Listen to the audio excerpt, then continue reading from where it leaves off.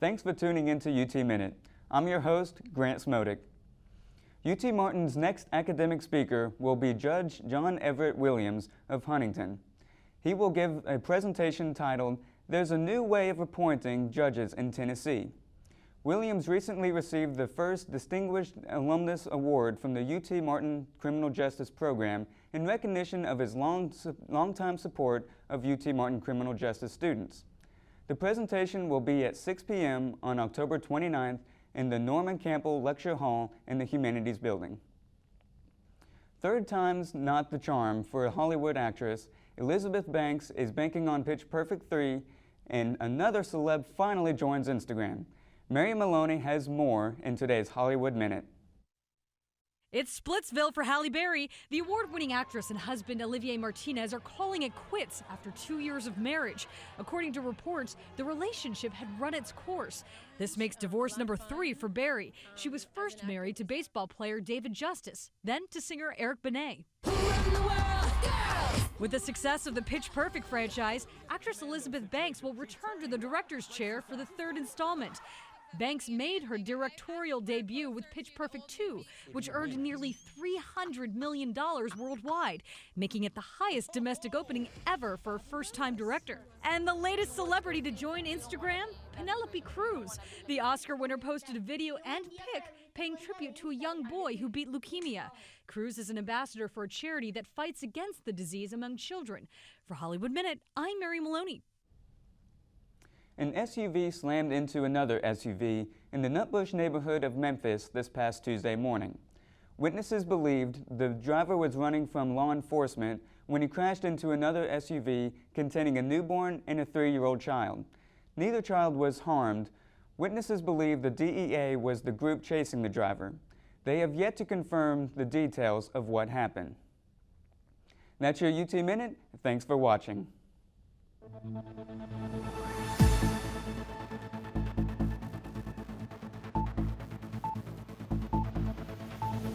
The University of Tennessee at Martin presents Campus Crossroads on the OVC Digital Network. Welcome to Campus Crossroads. Today we have 2 award-winning members of the Pacer staff with us right now. Here with me is Ashley Marshall. How are you today, Ashley? I'm good, thank you. So you're the executive editor of the Pacer. First, for those who don't know, what is the Pacer? The Pacer is an independent newspaper through UTM here. The university doesn't fund it, so basically through everyone's,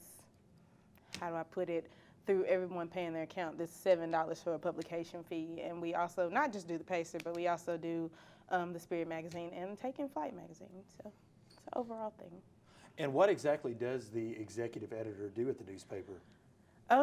I lay out pages. I also double check everyone else's layouts. When we get articles from anyone, not just from my staff or staff writers, even guest articles, I copy edit those along with my managing editors and the rest of my staff. And looking at some of the SEJC awards you guys took home, you were ranked 9th in the 2014 Best Newspaper Page Layout Designer at this year's SEJC conference. How does that feel? Oh my goodness, it's a great feeling to know that some of the work that we're doing is paying off. And it's not just me, even though I won layout. It's a whole entire staff. It was a learning process, especially for me, considering I went from being just a regular editor to being executive editor, kind of next step. So I'm excited. I'm very happy that the Pacer won as many as it won, especially with WTM as well. It was a great opportunity. So looking ahead at your future, where do you see yourself after college? Is journalism something you want to chase?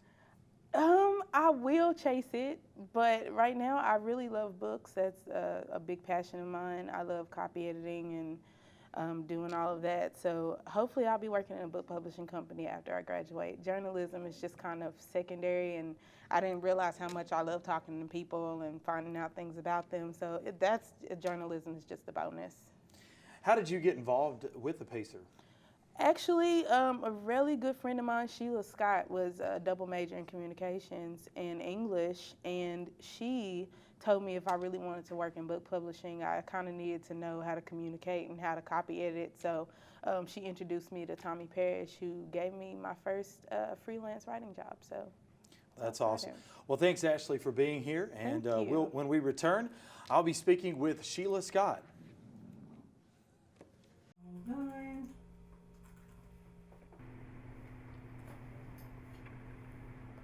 Really?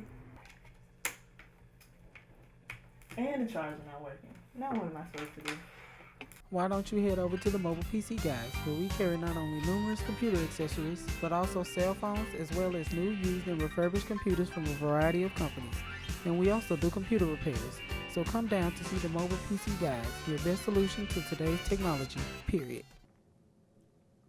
Welcome back to Campus Crossroads. I'm Chuck Hammer, and now with me is Sheila Scott. Thanks for being here, Sheila. Thank you for having me. You're the special issues editor of The Pacer. Could you explain your job and what it entails? Yes, the special issues we put out in the summer, we do a special issue called Taking Flight. It's for all the incoming freshmen to help orient them to the UTM campus. It involves going over all the special programs, buildings, everything about UTM to help them be more comfortable, find things on the campus, that type of thing. We put a special magazine together for that. And then also a special commencement issue that goes out to all the graduating seniors for that year, including fall, spring, and summer. And I'm in charge of that also. Well, sounds like you have a lot of duties. You were also honored at the Southeastern Journalism Conference. Talk about a little bit about the competition you were in there and what it involved, and you came in third as Best Feature Writer of 2014. The competition there was actually a page layout competition, but the award that I received was actually for feature writing that I did here on campus. So and that award was for when I was doing the features in the UTM Unlimited section of the Pacer. Aside from being the special issues editor, what other roles have you held as a member of the Pacer staff? Well, on the Pacer itself, I started out as a copy editor and staff writer, and then I moved into the features editor and continued copy editing and did some photojournalism, and then moved into, I did executive editing for a little while, and then decided I wanted to focus more on the special features, the magazines, but also under student publications, which covers all of the issues, the Pacer and Spirit, Taking Flight, the commencement issue, and Bean Switch. I also served 3 semesters as the co-executive editor of Bean Switch. And how did you initially get involved in journalism? Well, the reason I brought Bean Switch up is because that's actually how I initially got involved. I'm a double major with English and Communications, and I originally came into UTM to get an English degree and became the co-executive editor of Bean Switch.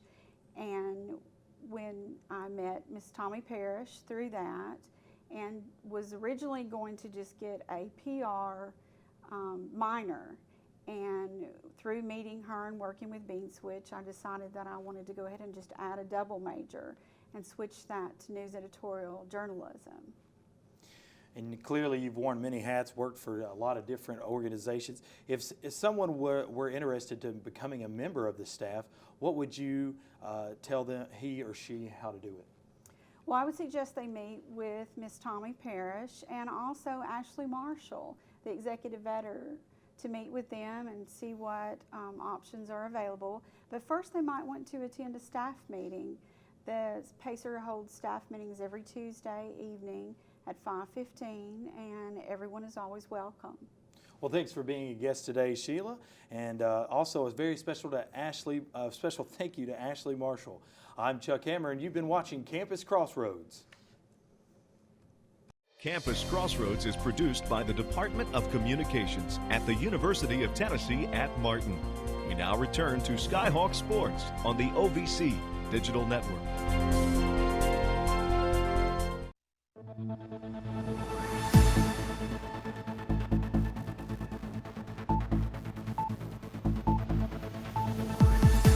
Thanks for tuning in to UT Minute.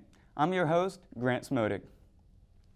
The UT Martin Extended Campus locations in Jackson, Parsons, Ripley, and Selmer will offer several new areas of study beginning spring 2016. Students at these centers will be able to complete a UT Martin degree in business management or take courses to prepare careers in the paralegal or health informatics and information management fields. In a move to reduce prison overcrowding, the Federal Bureau of Prisons will grant about 6,000 inmates given harsh sentences in drug cases early releases later this month. The initiative is set to take place between October 30th and November 2nd. E-cigarettes are supposed to be a safer alternative for smokers. While it's true they reduce the risk of developing lung cancer or other risks, they can explode. Something one Florida man found out the hard way earlier this week. Sophie Nielsen-Colding has the story.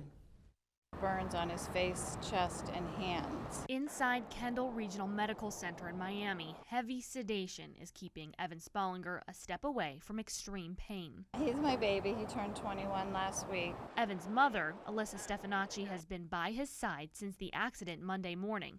Evan's sister made the call to 911 when she found her brother in another room, burned and gasping for air. It exploded in his face. All right. Electric cigarette.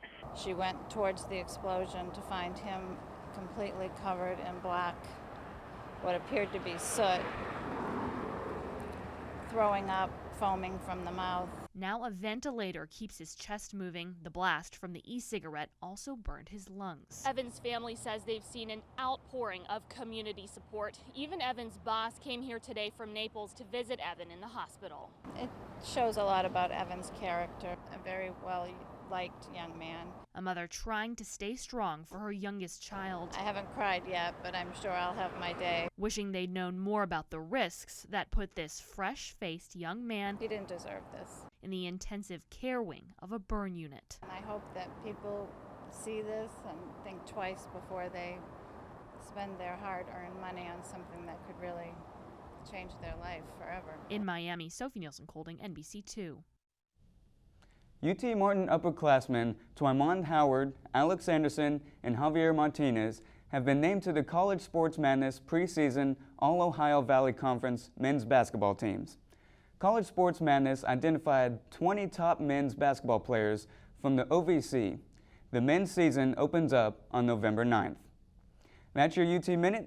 Thanks for watching.